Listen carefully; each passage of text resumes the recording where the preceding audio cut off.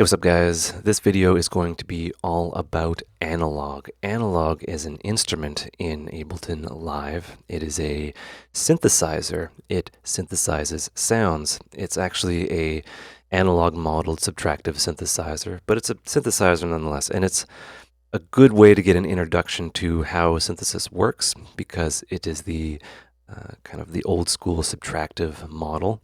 And we're going to get into what that is. And I'm actually going to go into the instrument section here. And analog, that's where it is. That's where analog lives. We're going to drag that into an empty MIDI track. And there it is. So this looks kind of confusing. And in order for me to explain it in a way that's clear, I would like to explain it visually because that's going to be very valuable. So this is completely optional, okay? You don't actually have to do this. This might be, a little bit intense, but if you're comfortable, you can follow along with me. If not, this isn't really necessary for kind of, what you're doing. If you just want to visually see what's going on and explore that way, that's fine. So in the pinned comment down below, there's a link, and you want to go to that link, and it's a link to this website. We're going to download and install a VST. And a VST is essentially a way to expand the capabilities of a music making program. So it's a program within a program. So this is not Ableton Live. This isn't people from Ableton. This is a completely different person, Yanis Thorborg. This is an open source signal analyzer, and it's going to allow us to look at what's going on. So you're going to want to go to this page here and then go to binary downloads. You can also get the source code and compile it yourself if you're into that sort of thing. Go to binary downloads, and there is the Windows version and then the OS X version. There's also a Linux version as well. So this is one of the few capable signal analyzers that are both for Windows and OS X. So I'm not going to be leaving anyone in the shadows here. So whichever one you're using, do that. I already downloaded the Windows version, and I want you to go into your program files or whatever you'd like to put this. Probably in your program files, and you're going to make a new folder called plugins or VST plugins or something like that. This is going to be where you're going to store all the VSTs that you're going to get. I've already kind of done that. I did that. I'm doing that in my tutorial folder. Just ignore all this. Just create a plugins folder and get that ready. And I need to actually get this. So download the signal analyzer and open it up. There are, in my case, the two debug versions. We're going to ignore that. And thankfully, this is a lot easier than it would have been a little while ago, because right now, Ableton Live 10 is 64-bit only. So we've essentially removed a lot of the guesswork. So there's 64 and then 32-bit. If you're using Ableton Live 10, you can only use 64-bit plugins within it, unless you're using JBridge, but that's a completely different video. So we're going to go into this release. This is the release version, and we can see there's Signal Analyzer 64, and then Signal Analyzer x86. x86 is actually 32-bit. We can't load that one, but we can load the 64-bit one, all right? So we'll get into this later. I'm actually just going to drag the whole folder into my plugins folder. So I just drop that in there because it'll attempt to scan. Live will attempt to scan these DLL files. These are the plugins in question. These are just extensions. What are they called? Yeah. Well, that's a description. But DLLs are just a way to extend the capabilities of Ableton Live. And VSTs are the standard for this. And VSTs work in, a lot of DAWs. There's other kinds of container formats. If you're on Mac, there's audio units. There was a bunch from the past that are obsolete now. The standard is VST. And then there's AXX, but that's a completely different workstation. So yeah, there's that. And let's actually rename it to, what it is. Signalizer. So this is the folder, and this is in my plugins folder. So what I'm going to do, I'm going to go into Options, and then go into Preferences, and I'm going to go into my plugins tab here, and these are already populated. There's two different kinds of VSTs. Well, there's three kinds. There's VST2 and then VST3. Live supports 2 and 3, and I believe 2 is backwards compatible with 1. So this is important to keep in mind. Signalizer is a VST2 VST, so just keep that in mind. What you can do is you can actually just have everything in one folder and have these shared in the same folder, and they'll be everything will kind of work, and you have your different categories. This will become more and more clear as you install more VSTs. We're only installing one, so I can't really demonstrate that, but let's go here. Let's say browse. We're going to browse here, and wherever my plugins folder is and wherever yours is, we'll want to select that plugin folder, right? That's where it is, and we can open it, and we can see Signalizer there. Just select that folder, and then just click on it once, and then go Select Folder, and then that will populate that folder there. And I've done the same with the VST option here. So these are two completely separate options, and I'm going to hit Rescan, and actually, I'll just select that to use the VST3 custom folder. Now keep everything kind of nice and neat. And let's hit rescan, and it'll scan them. And in theory, the plugins tab down here in the browser will have a VST. And then if you have VST3s, this will be another one. So we go VST. Oh, look, Signalizer. Signalizer. My tongue's getting tied there. 0.3.2. That's the one that we downloaded. We open it up, and then it contains the X64 DLL that we have in there, right? So that's what that is, and it recognizes it as a VST, and we can right-click on here, and we can look at the type, and that is a VST type. So I'm assuming that 2 is backwards compatible with the the OG VST standard. So you have all your bases covered there. I'm going to drag this into the chain that the analog synth is in, and I'm just going to drag it post synth. I can't drag it anywhere else, but I'll just put it here. So I'm not going to get into how all this works, but it's going to be very useful to visually see what's going on there. So let me get my notes back up here. And what I'm going to do something that I should have done in the previous videos for things like this. I'm going to go into Preferences, and I'm going to zoom at that display. I'm going to go to Look, Feel, and we're going to look at this. And it's going to be big, and we're all going to be able to see what's going on here. So, I guess, quick refresher. We have just a single MIDI track. Inside that track is analog. Analog receives MIDI from clips. It's this ARM recording button is enabled, so it can receive MIDI from the outside world, or it can receive MIDI from these clips. It takes the MIDI information and then translates that into sound, and then the sound feeds into the signalizer, right? So things go left to right. And you'll notice that things go left to right quite a bit in this world. So I'm just gonna, grab this corner and then resize that. I'm just gonna hide that up there for now. So you're like, okay, this is super confusing. What do I do? Let's look at the reference manual. And I just want to show you something. You go to the reference manual here, and this is the live instrument reference, analog. Okay, that's analog. And we look at the graph, and we're, I can read this, but, what the heck is going on here? Like, everything's going everywhere. Like, what's an ANV? What's that mean? I'm going to explain that. I'm going to explain this. I'm going to break it down mathematically. Not break it down, break it down like it's an equation into smaller parts. So the thing to understand about this device is that it's essentially there are mirrors of kind of what's going on here. And I want to first point out that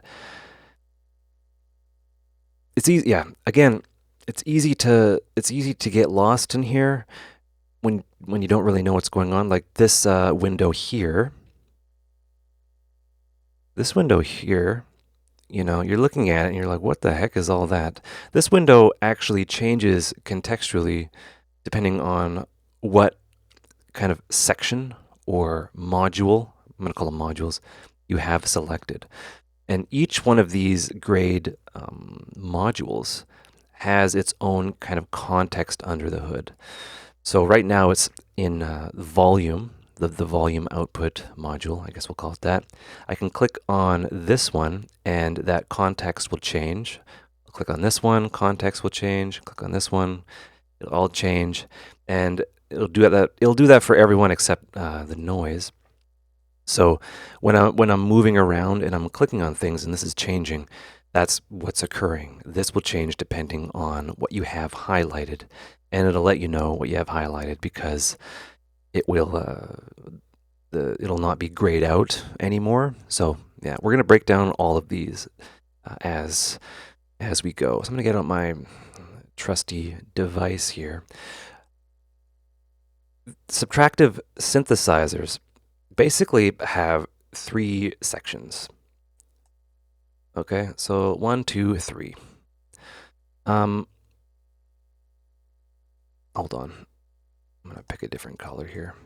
3 sections. 1, 2, and 3. Okay, get out my trusty pen device. And the first section is the oscillator. Okay, this would be, I'll just call it Osc. This is the oscillator. This is the sound generation.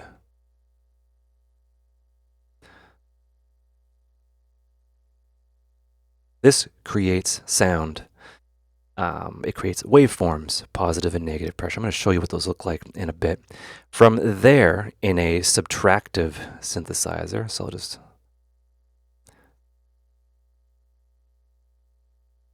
This is a subtractive synth. It goes into a filter, which we will call a, I'll just call it a filter. And what this does is this, we've already used filters, right? You're probably saying, I remember filters. Filter shapes sound.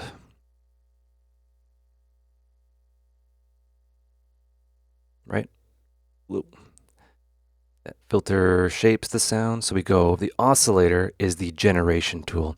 It receives MIDI data, right? MIDI data goes in, and the synth will translate that into something the oscillator will understand, and it will spit out a sound, and that sound is constant. It's always going. The filter shapes the sound, and then we have the amplifier. Oops. Or I'll just call it the amp, and this will be, the volume and the, it dictates whether the note, the sound's coming through or it's not. And I'll just call that, I guess I'll call that the envelope, and we're gonna just abbreviate that env, right? So let me just do that there. Right, that's that basic signal flow of a subtractive synthesizer. So it goes left to right, essentially. And when you look at a hardware synth, if you look at this one, it goes left to right. So sound generation is on the left. And I'm just going to show you. And I'm going to just, actually, you know what? Yeah, I'll do that. So this section right here is the oscillator section, right? And if we are remembering, oscillator section correlates to that. This is the filter section, right? And that correlates to that. And then this right here is the amplifier section. Okay, and this is all we need to know essentially for subtractive synthesizers. Each one of these we can break down and understand them further, and that's what we're going to be doing in this video.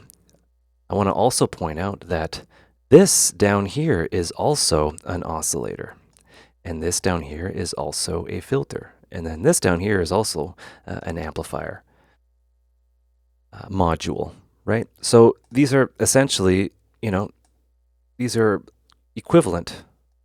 So if we understand one, we understand the other. So we've effectively, we're not worrying about that one down there, right? We can just worry about, this, and this. And that's super duper useful, right? We're going to break it down. So if we understand one, we understand the other. So why are there two oscillators? There's actually 4, but we'll get into that. There are 2 oscillators, which are the sound generation devices. And when you mix them and you change the pitch of one relative to the other, you get more of a rich sound, which then you filter, right? So it's all about filtering. Filtering, you subtract. And you subtract, right, with the filter. That's how it essentially gets its name, right? Hope that is clear. So I'm going to do some things here. I want you to totally ignore what I'm doing. Please ignore what I'm doing. Don't look at what I'm doing. Close your eyes. Close your eyes. Okay. I'm going to select the oscillator section here. This is the area that I want to explain and look at right now. And I'm going to hit a note. And we're hearing a tone. And if you're having trouble doing that, I have the computer keyboard. I actually have keyboards all around me, but for some reason I'm using the computer keyboard. You have the keyboard selector. What this does is it activates your computer typing keyboard so you can use it as a keyboard and send MIDI into Ableton Live. And the keys are the home row A through L, and you can go up and down the octaves with Z and X. All right, so we have a sound there, and actually I need to turn that oscillator off. You can turn modules on and off. That's what these sections are for. So we can confirm that there's in the live reference, the oscillator and all these sound generation, oscillator 1, 2, and noise are the sound generation, and then they are fed into filters and amp and then output, okay? And then all these other things we're going to explain momentarily. In order to understand what's kind of occurring here, I would like to measure and look at the shapes in general, because we have a general idea of what this shape is, right? It looks like this, which is a saw. But if we want to look at it, that'll be very useful to learning and teaching. And there's 2 ways. Well, there's a bunch of ways, but the 2 ways we're going to be talking about looking at an audio signal is the time domain and the frequency domain. The time domain gives us a shape of the waveform, and it plots out changes over time. So we can see what's going on. I'm going to show you what that looks like right now. And I'm going to set this up. I might be going a little fast, be like, wait, hold on. But I want to be able to demonstrate and see what's going on there. Can you see that? Oh, that's good. Okay. And then, no. And I'll make that a little bit thick and go back to that. We can select. I'll make that a little bit easier to look at. So this is this is something called an oscilloscope. And these are very old, not very old. They're you know, they've been used for a long time. I don't know, like a million years or something. These plot out changes in amplitude over time, changes in voltage, changes in current relative to, I guess, 0. So I'm going to play a sound, and actually I need to zoom in a little bit more. I'm just changing the window size, and I'm gonna select trigger. I don't want to get way into this. I might go about explaining this in a different video, but this is just for you to visually see. So just kind of do what I'm doing, and if you want to follow along, this is completely optional. All right, so I've taken a picture of this sound coming from this oscillator right here. So this oscillator, yeah, this is the, I guess we'll call this the sound. Oh my god. Generator. Right, and that is essentially what we are hearing. I need to get a different color for what I'm going to show here. And that's what it looks like. That is a saw. And I'm getting ahead of myself. We're going to look at saws in a bit. I'm going to go to sine. I'm going to select a shape. I'm going to select sine just because I want to display that. All right, so we have a tone here, and it's plotting this sine wave over time. And sine waves are elementary waveforms. They're just a simple continuous signal. This is coming out of your wall, right? We use AC, alternating current. And I'm going to really hammer home the idea of what this is. So this negative inf, this is 0. Right?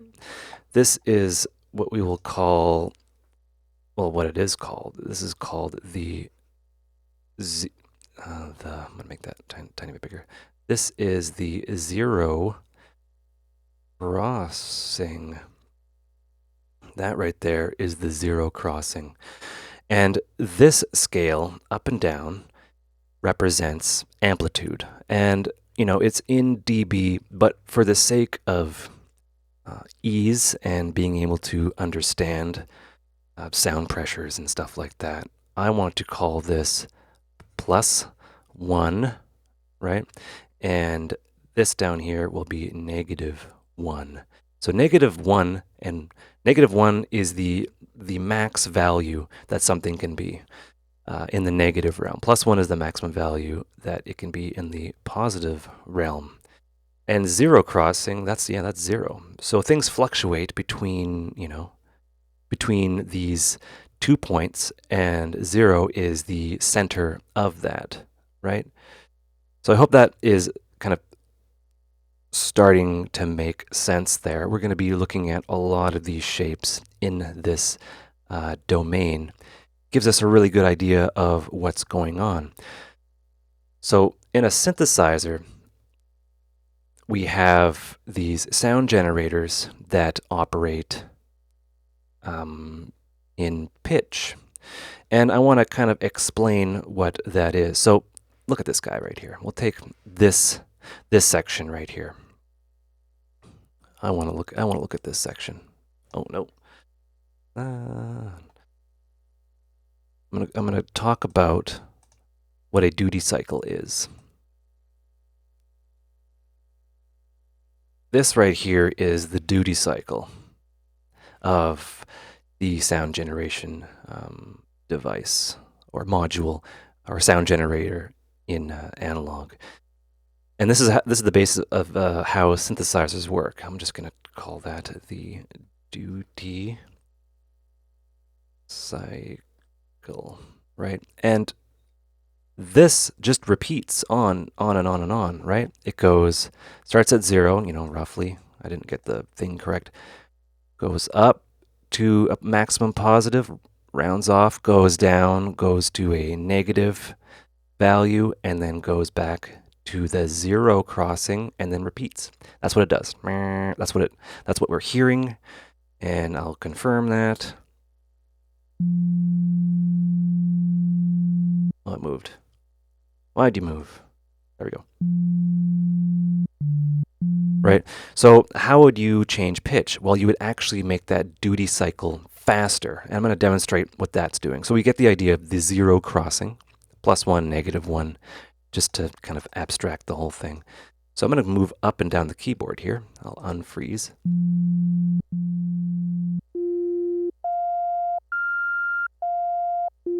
Right? I'm going to highlight an area.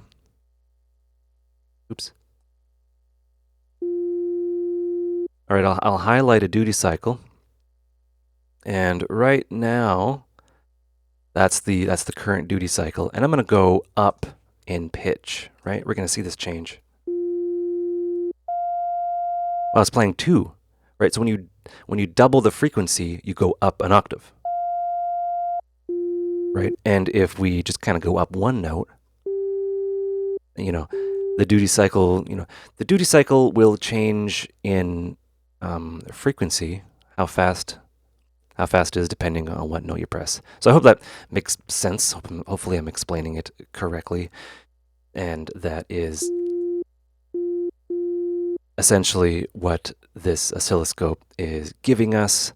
And, every wave shape has its own duty cycle. So I'm going to go down here and switch this to a saw.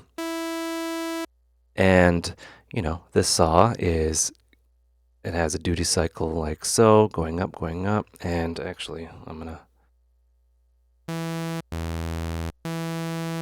I'll freeze that. And you may notice that this saw is going up, like it's ramping up. There's saws that ramp down as well. They'll go down. This one is ramping down, but this saw is ramping up, and that is the nature of analog synthesizers. Analog modeled synthesizers is accurate to how they behave. When you put an op-amp in there and you're doing buffers and stuff like that and things, it'll actually invert the signal. And this is a concept we're going to be looking at in a future video in more like advanced synthesizers. You can invert this signal and it'll be a ramp down, right? So there's that. So let's say we have a root note going and we want to change the frequency at which this is operating relative to that note, right? We can actually move it up an octave and that'll automatically double it. I'm going to hit the same key.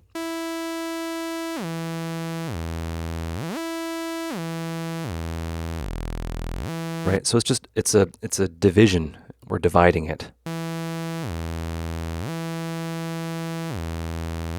Right? And that's how octaves work. And octaves are really great because it's still the same note, it's just an octave down. So if we play another oscillator down here, right? We're playing both. Just to refresh you, we got both oscillators playing here. These are both sound generators. They're exactly the same. So if we understand one, we'll understand the other. We can have an octave down. Relative to the other, we'll hit a note. And we'll get more of a complex signal. But it will be, harmonically appropriate for what we're trying to do here. Right, this would be kind of called a sub-oscillator because it's below 1. And we're going to get into that in a little while. Each of these has its own built-in one, but that's we're getting a little bit advanced here. We can also do increases and decreases in semitones. So right now they're both at 0, 0 octave, 0 octave. And we press a note, and for the most part they're the same. Right? They're playing at somewhat different speeds. They're not sharing the same phase. Don't worry, we're going to get into phase in the other synthesizers. Don't really worry about that right now. But, they're playing at the same time. We can adjust the semitone, and a semitone allows you to kind of move a note up.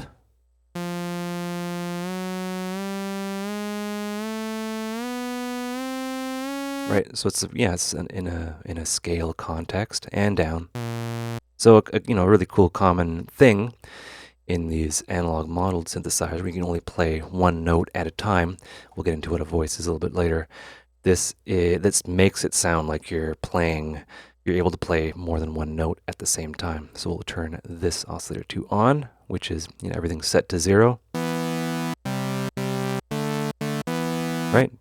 2 distinguishable notes at the same time, right? And that's called a fifth, even though it's 7th, but it's called a fifth.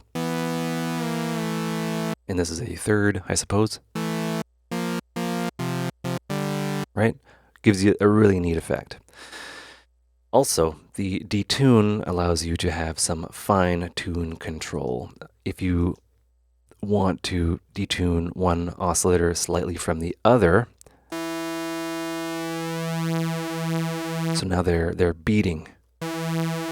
So right now they are the same pitch, they're just slightly out of phase. And as we, increase or decrease the detune relative to the other oscillator, right? Let me actually get that. Let's be able to look at what's going on there, right? Those 2 saws are playing at the same time, but one is slightly faster than the other, and they're kind of converging and then moving away from each other, and that's how you get a really cool sound. So I'll just demonstrate that.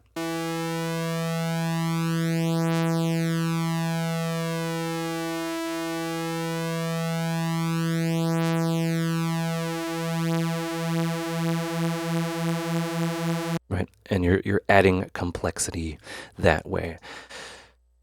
So let us move on to, we'll break this down. All right, so oscillator. And we'll get into the routing very soon. We have the oscillator on and off button here. So we can turn these on and off, disable and re-enable. We have the volume, which is a dB scale, which is a relative scale, which is very useful. We can make it quieter or louder.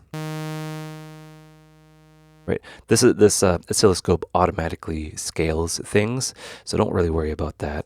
But just listen to your ears. We're making it quiet. We're making it loud. We can go, really quiet. We can double click to set it back to 0. That's probably where you want to keep it. We have a number of shapes. We have sine, and this weirds out the trigger mode here. I'll just do 0 crossing, right? But yeah, I'm not gonna get into that. We know what 0 crossing is. This just synchronizes it so he doesn't jump around, right? Sine waves are pure and nice and neat, and they have a really strong fundamental. And when you go low,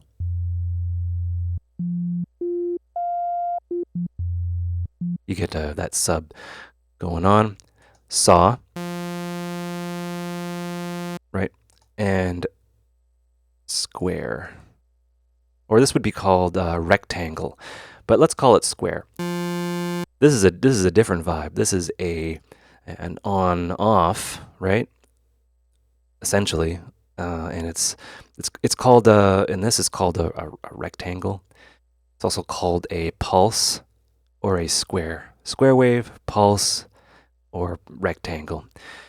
And this is a unique sound generator because it offers you a unique opportunity to edit the width of the pulse.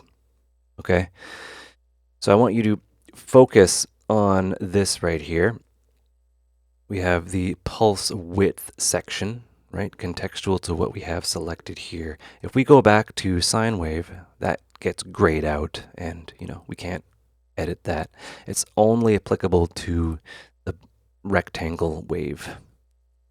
I'm going to call it square wave, just for the sake of, explaining what's going on. This value right here will adjust the width of this pulse. So this right here, let me zoom in. So we're going to see some really cool changes here. This right here, this section, this is the pulse. Right? That's what the pulse is. And then this is, you know, not the pulse. Right? And then this section, if I can draw a straight line, that is the duty cycle, right? So the duty cycle has, you know, a pulse and then, you know, not a pulse. And we can adjust the pulse width, right? The pulse width has a width, and we can make it bigger or smaller. And that's what the pulse width is doing. And what I'm going to do, I'm going to demonstrate that. Hopefully. Okay, that was the note I was playing. Let's increase or decrease the width. Whoa. So now when it's at 100,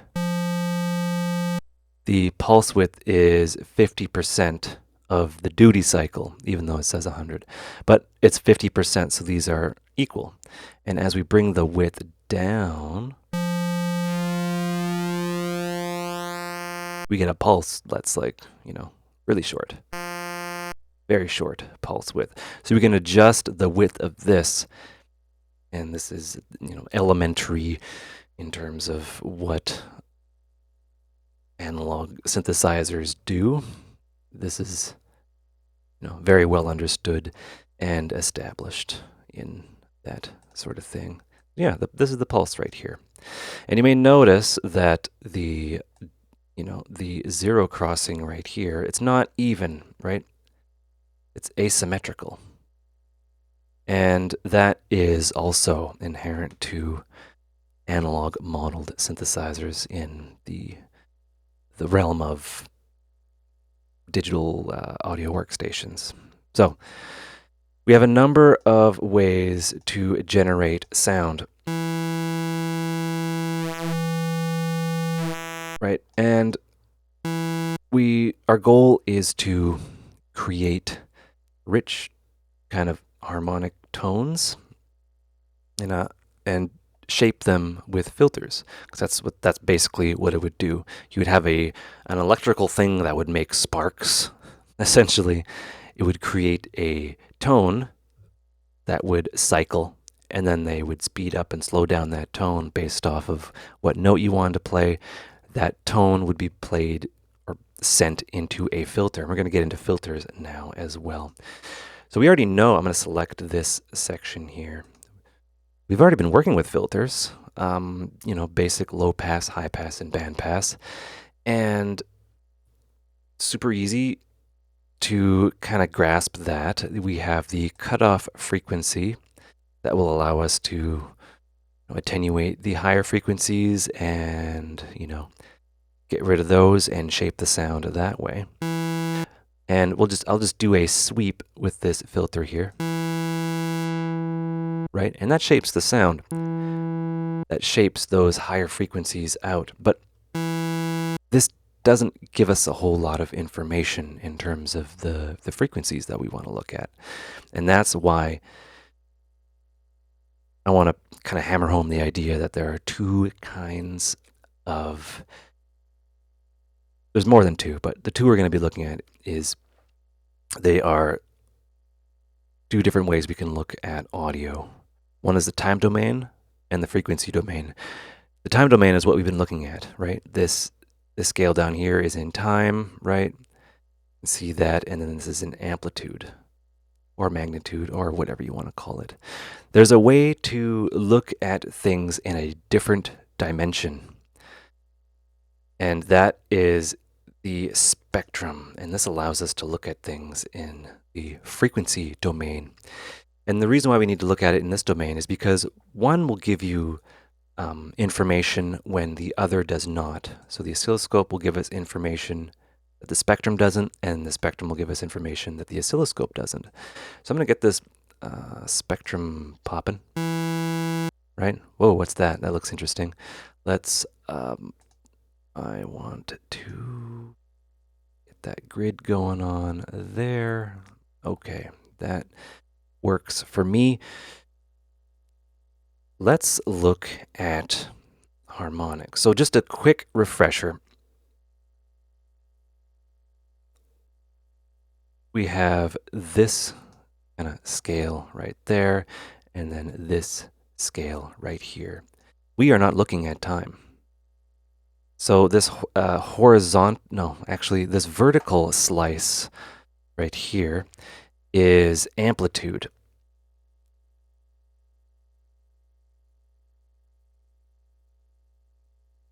Right?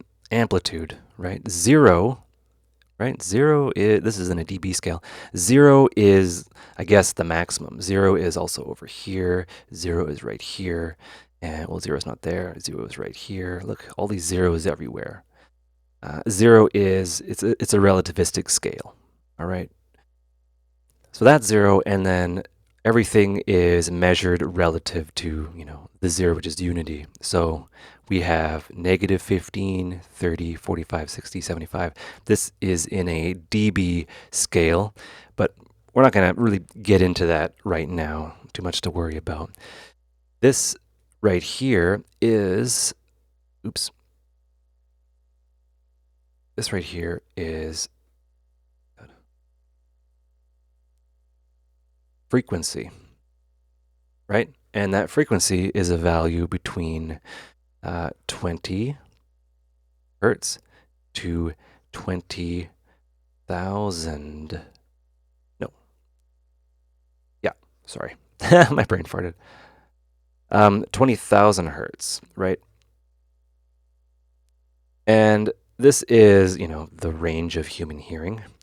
And this amplitude, is a range of, just don't worry about the range of that, but it's just a range, right? So there's no time associated with this graph, right? So that's why I'm saying it operates at a higher dimension. All right. It's also the scale. We have to understand the scale. So we'll notice this is 100, right? That's 100 hertz, right? So I'll write these down a little bit later. So this, this is 100 hertz. And then this one is 1,000 hertz, right? Cycles per second. So 100 times a second, the cycle of that tone, or this will be the frequency that we hear. And then up here is 10,000. And then from here to here is 20,000. So it's a logarithmic scale. It's not linear, right? So from here, like this is, let's just say this is 20, no, neuropathy. This is 20 hertz. And from here to here is 100 hertz. And then from 100 hertz, from here to here, it's 1,000. And then from here to here, it's like another, I guess being like 9,000. So it's kind of doing this logarithmic scaling.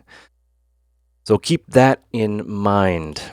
And this is attuned to how our ears work in terms of the frequency plot here. So looking at a spectrum, too long didn't read. Looking at a spectrum is a way to visually see things in the frequency domain, which we can see what the filter is doing, right? And I'm explaining this because I would have loved for someone to explain this to me back in the day.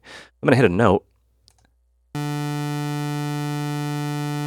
right? And we see all this frequency content here, right? This bin right here, right? We're playing a square wave for those kind of playing at home. This right here, this is the fundamental frequency. Oh man. Can I write?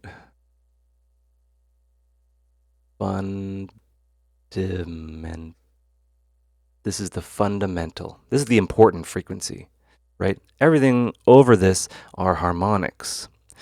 And a square wave will have harmonics that look like this. And right, so I gotta find the right key. So a square wave has those harmonics, and then a saw wave will have different harmonics. And there's, odd and even and different kind of harmonics that are above it. Right, these are, right, we got harmonics there. A sine wave, right, has just a fundamental. I mean, this is an analog model synth, so it has harmonics above it. But just keep in mind what harmonics are, and yeah, these would be the harmonics of the sine wave here.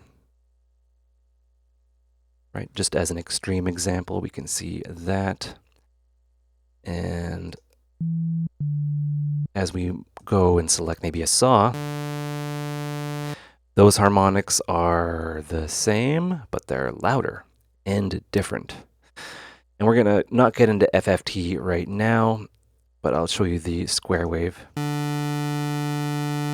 These have, different ones, but some are louder, some are not. And it's really interesting to look at that. This is very rich in harmonics. That's why there's saw and square. So let's clear that and then look at the square. No, actually, we'll just look at the saw. So right now the filter is a low pass, 24.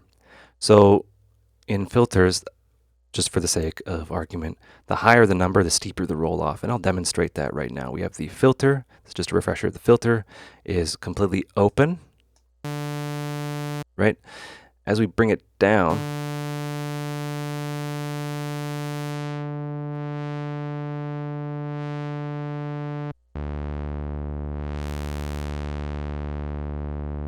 we are attenuating those frequencies. If I select a different low pass number, it changes the roll off characteristic. First thing I'm going to do is I'm just going to actually, right, so we're doing some subtractive stuff now. To make this more apparent, I'm going to increase the resonance, which boosts the cutoff.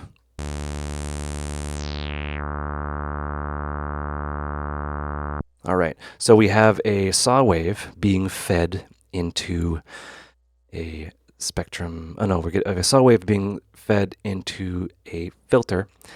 And what are we looking at? We have, the fundamental, which is the note. This is what we tell kind of what the note is, right? What you see here is the fundamental. So that is the fundamental. And then we have the cutoff point, right? This is the cutoff point, right? And this bump here is the resonance. I'll call it the resonance. And this is also, the cutoff. And then this is the, the frequency roll off that is occurring. And I'll give you an example of what the other kind of options are doing. Right, so we have 24 dB per octave. Now 12. Bam, slower. Okay, just wanted to point that out. We can really visually see what's going on with these kinds of filters as we change this shape, the sound generator shape, into a noise oscillator. Right, so noise is, in essence, all frequencies at once. It's chaos, and it's pretty well uniform, and this allows us to see what the filters are doing. So I'm going to show you what the filters are doing here.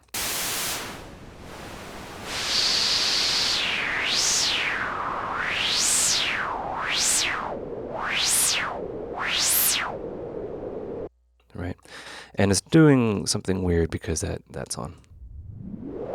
Didn't want to change that, but you know, this frequency cutoff, it was attached to the envelope, which we're going to get into. I'm probably going to do this video in 2 parts. Right, we have the low pass. Then we have band pass. We'll just do 12 dB per octave. And I want to show you something. Right, this might hurt everyone a little bit. All right. I want to get into the idea of analog filters. Okay, so there is the band pass, which I'll show you what that looks like visually here. I'll drag in an auto filter, just double click that. So a band pass, where the heck am I? A band pass, oh, it's right here, sorry, my brain had trouble switching gears. So this is what a band pass looks like, right? You would think that it would, you know, do this. There's only one resonance point, right? But why are there a bunch here? Well, analog filters have a, you know, a behavior where it will actually sometimes have multiple resonance points. And filters do this, and this is a way to achieve a richer analog sound, right? Because the auto filter doesn't do this. Well, the basic clean filters don't do this. This is an analog modeled filter, and that's what that is doing. And it's, yeah, very useful there. And I'm going to show you what some other filters are doing briefly. Right, so we have the band pass, which takes a band and just allows that band to go through. We have a notch. Now there's things called poles, 2-pole and 4-pole. dB per octave and poles are, I guess, interchangeable. A pole is 12 dB per octave. So if you have 2-pole, that's 24 dB per octave. If you have 4-pole, that's 48 dB per octave. A notch is, we're going to get into filters and EQing in a later video, but this is a notch filter.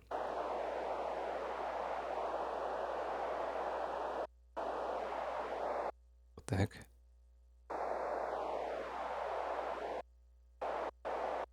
Oh, oops, I have that auto filter on. I was confused. Okay, ignore that. We're going to go notch, and what that's going to do is it's going to just notch out a selected frequency. Right? It's just notching that out. That's what a notch filter is doing. Why would you want this? Well, it mimics phaser effects, and that's what they were used for in a lot of synths that didn't have a whole lot of effects. This is a phaser effect, but it doesn't kind of interfere with phase cancellation in the mix. Right? Even though, you know, the EQ, when you're doing this, it is actually phase, but that's a topic for another video. Notch 4-pole is just more intensity. And the Q, or resonance, kind of carves out that valley a little bit more. So what can you do with this? Well, you can go to something harmonically rich here, and we can carve out the fundamental.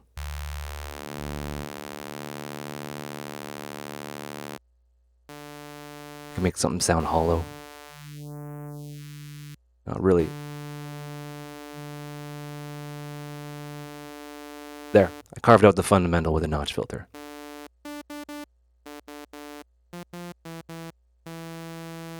Just for the sake of example there, high pass should be self-explanatory. It's the opposite of a low pass.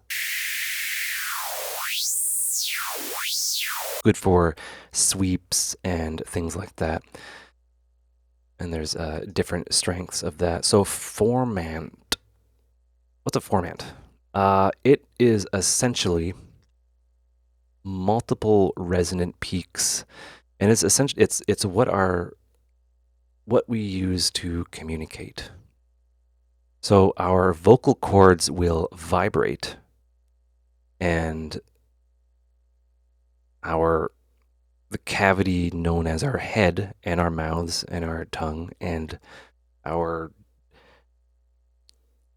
jaw and all that changes shape to produce vowels and all that other fun stuff.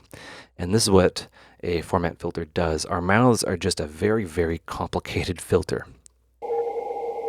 And what you can get is you can get some really interesting sounds with these kinds of filters. Right. So you'll notice that there's, these three actually. Let me look here.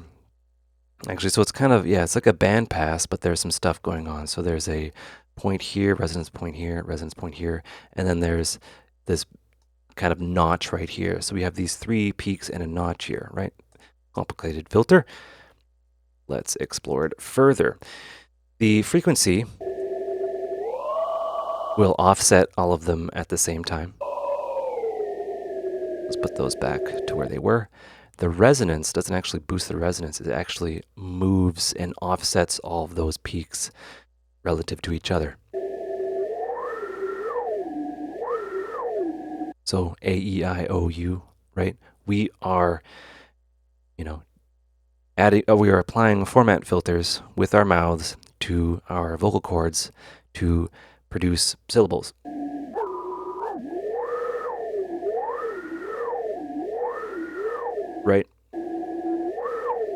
Right? So what does that sound like on something harmonically rich, like a square wave?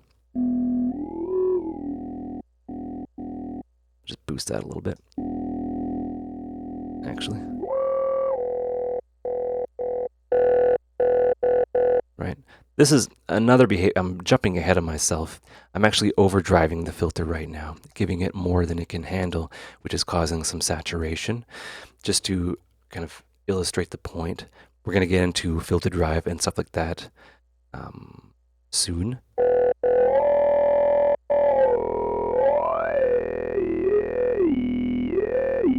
That's an E. That's an A.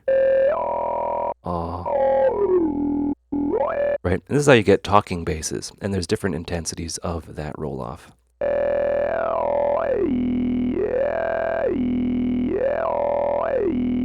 Right? And this is what the frequency domain is telling us. We go into the oscilloscope. It's not really telling us much of anything. We can discern information from this, but it's very difficult, right? So we look at it in the frequency domain or the spectrum. And, we can just change stuff around. Well, I might want to do that. Right? Oh, and this is what resonance looks like. I'm actually going to show you what resonance does, and then I'm going to go into part 2 of this video.